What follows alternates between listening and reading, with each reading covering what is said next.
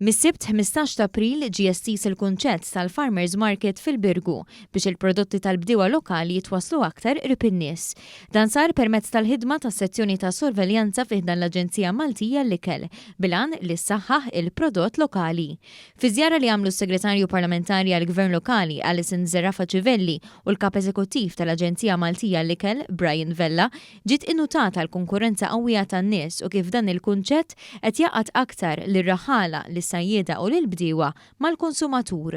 Ir-rwol tal-Malta Food Agency huwa wkoll li jagħmel u jorganizza dawn il-Farmers Market fejn imur fil-lokalità partikolari hawnhekk fil-Birgu biex naraw li nersqu iktar anke bil-prodotti li jipproduċu l-bdiewa, ir-raħħala u s-sejda tagħna aktar lejn il-konsumatur.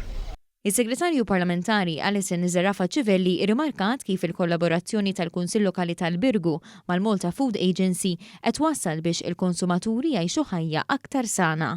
Il-Kunsill Lokali tal-Birgu b'kollaborazzjoni mal-Malta Food Agency reġa' ħadem bisħieħ sabiex il-food market jiġi lura fit-toroq ta' dawn in-naħat.